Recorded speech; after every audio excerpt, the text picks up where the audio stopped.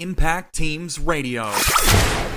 Welcome to Impact Teams Radio, the show where we explore what it takes to be a leader of the leaders in corporate America. Get ready to be inspired and discover proven tips for going from average to exceptional. Now, here's your host and guide, Tony Sherman. Hello, and welcome back to Impact Teams Radio. This is your host and guide, Tony Sherman, and today we have a return guest with Mark Miller. Mark, thank you very much for coming back on the show. Thank you, Tony. I appreciate the opportunity to come back. Thank you. Mark is the Vice President of Marketing of Emergenetics International, and he gave us a masterclass on adaptive and authentic leadership a couple of weeks back. And this week, Mark has offered to give us a deep dive on some of the stuff that they're doing within their company, like behavioral dynamics and common leadership. Sorry, not common leadership, behavioral dynamics and common language, which just makes a lot of sense. If you heard the episode a couple of weeks back, behavioral dynamics is obviously just dripping out of every pore of what Mark was teaching us then. And I'm really interested to see how they do that with virtual teams, but also this common language idea. I don't know a lot of where Mark's going to take us, so I'm interested myself, but I do sense it's going to be a very powerful concept. So Mark, first of all, thank you very much for coming back and spending some time with us. Anytime, Tony. Thanks. Okay, so let's jump into which one do you want to hit first, the behavioral dynamics or the common language? Well, let's start with the behavioral dynamics, and then I think that really kind of will lead into some of the ideas of what goes on with the common language that we've seen and that we work with organizations about. Okay, that makes a lot of sense. So let me ask you a simple question to start with. What are the things that teams, or more specifically for this radio show, leaders may overlook when assessing people's performance and why they're potentially not up to par? Well, that's a great question, Tony. What I think makes a big difference in some ways is that we all understand that we come from different perspectives, and that's something that inherently people know and innately you get, and you see that in action. But really understanding what that means is sometimes hard to translate into performance, and it's hard to translate into a team or a leadership setting. So let me give you an example. One way that we work a lot with our clients is that we have a profile, the Emergenetics profile, that looks at thinking and behavior. And we look at 4 distinct thinking attributes and 3 distinct behavioral attributes, and we show a leader and a team where each person falls in those particular arenas. And one thing that is really readily apparent is when there are some big behavioral differences on a team. This is a huge aha moment, and it's something that I think really has a lot of implications for teams, because as leaders look at themselves, a lot of times we see leaders who may exhibit fairly gregarious levels of expressiveness. They're comfortable being out in front of people. They're comfortable in kind of leading discussions and meeting lots of people. They may be sort of more on the driving end of the assertiveness spectrum. They're pushing ideas forward, and in some cases that works really great. And that's something that really helps set a tone and really helps make sure that things are progressing and moving forward. But the disparity and what's interesting when you look at some performance gaps comes when you look at a team, and I just worked with a leader and his team just last week, and they couldn't quite understand why that team dynamic wasn't happening. And we looked at the spectrum of the behavior of the individuals on the team versus the leader, and there was several team members who were much more in that quiet, reserved, internal processing end of the expressiveness spectrum.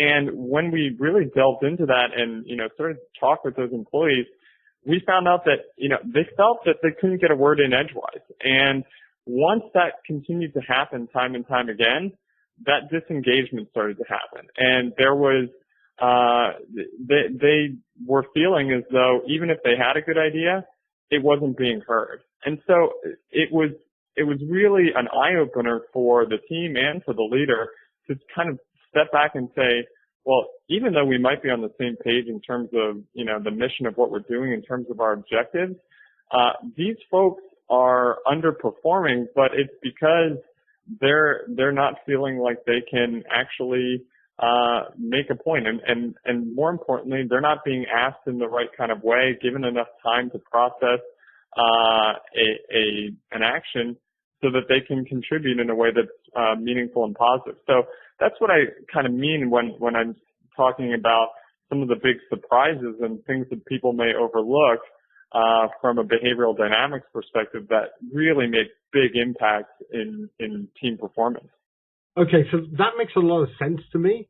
What do you think that does pre those kind of assessments and post that kind of assessments with engagement in terms of the team's performance? Well, like I said, I think that you run a real risk of losing engagement when people feel that their ideas aren't heard. And so whether that is that they're not being heard because they're literally not being asked, or they're feeling like they don't have a forum to express those ideas, or whether they're not being heard because there's a prevailing and dominant mode of thinking that's going on either within the team or from the leader that doesn't match up. And, an example of that is I actually, on my own marketing team, I deliberately have brought in people who exhibit different kinds of thinking behavioral components and preferences than I have. And I actually actively seek out what the kinds of blind spots that I may be missing. And so, as I said on my last podcast with you, Tony, I'm kind of a big ideas person, and that makes that gets me jazzed. It gets me excited. But I've got a bunch of people on my team who are very strong implementation folks. They say, okay, that idea is great, Mark, but where does that fall on the priority list? How are we going to get it done? How are we going to implement it? And what's the process and timeline by which we're going to follow to actually implement this? And if we don't have that, that's got to fall lower on the priority list until we can do X, Y, and Z. And so, from that perspective, if you can engender that kind of approach where you're not only tolerating people who are different, but actually seeking out and trying to actively look for their presence, that in turn we've seen raise engagement with our clients, and we've seen raise engagement on a team level as well. So I'm going to put you on the spot here because that sounds fairly idealistic, and I don't mean that as in not attainable, but it sounds like pretty close to the ideal of what a team leader should be doing.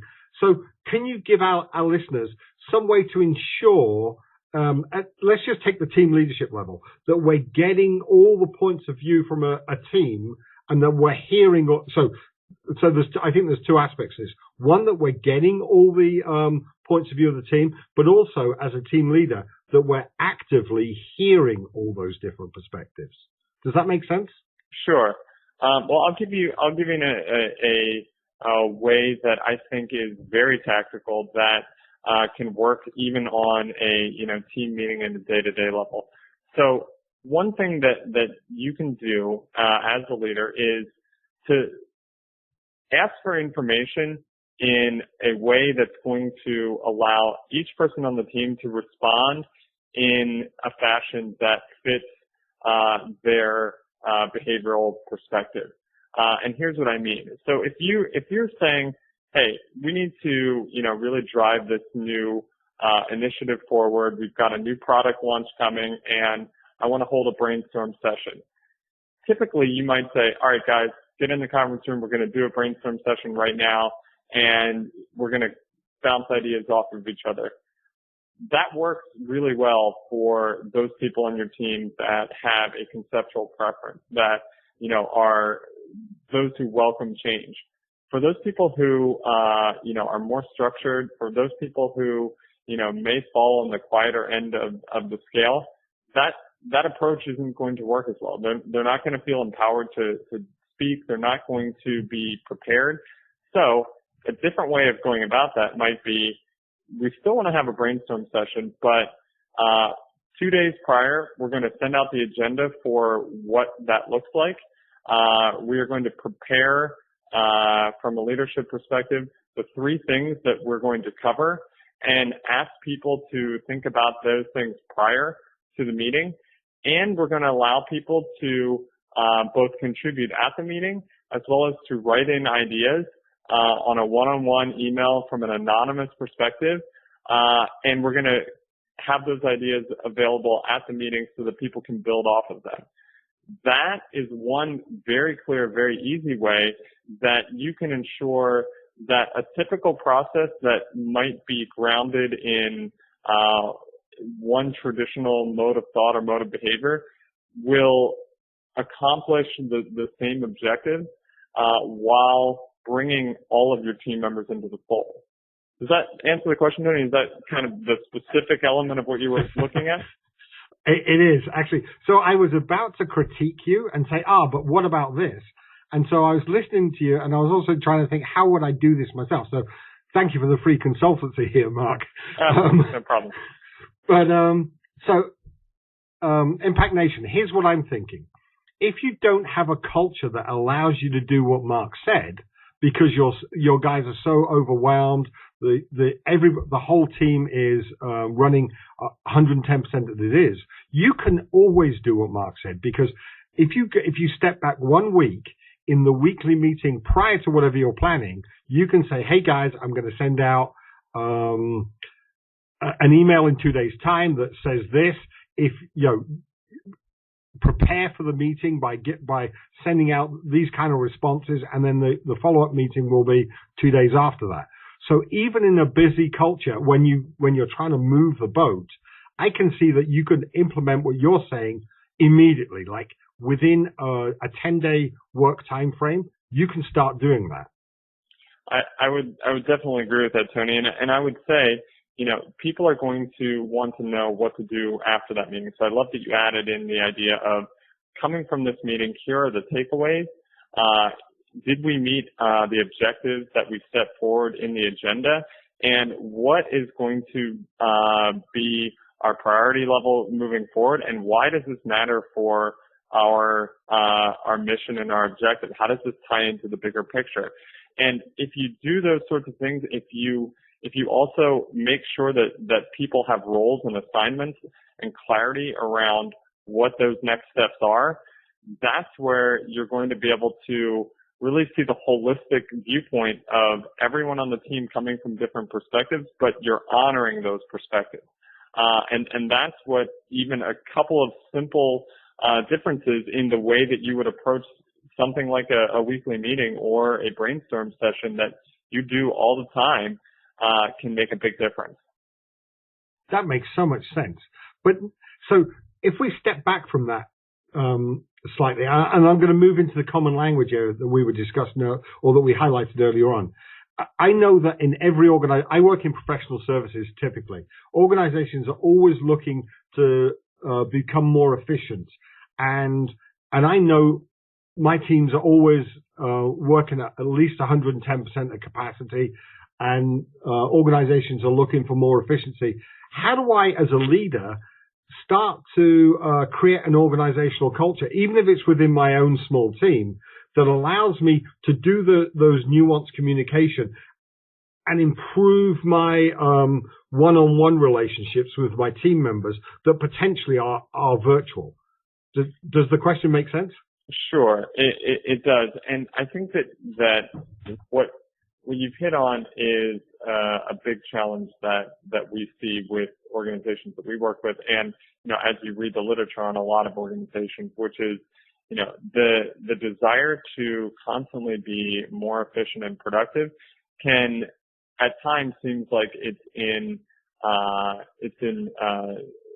non-correlative approach to developing relationships and developing people. And I really don't see that, because the way that I think that you can develop efficiency and productivity is actually by putting the time and effort in to develop relationships and use that understanding and use that perspective to create the kind of shorthand that teams can work. I'm sure we've all been on teams where it just seems like things are clicking and people are, speaking and working almost in a shorthand form. And that's somewhat what I mean with common language. We, of course, use common language via our work by the colors that our assessment represents. And, people start saying, well, let's get green about this. Let's get blue about this. And because there's that culture of awareness and understanding, and it's done in a strengths-based manner, knowing that each person is going to come at things from their own perspective, but that we all have that. That's where that common language is for our clients and for people who work with emergenetics. However, I don't think that is something that you necessarily need an assessment to do. I think it's easier, obviously, and, it's a language that's already been developed and created that just needs to be inculcated into the culture, as you say. However, if you look at it from a day-to-day level, if you're a leader, going to each one of your team members and, simply asking them, what's the best way that you want to work on a project, and listening for those answers really closely.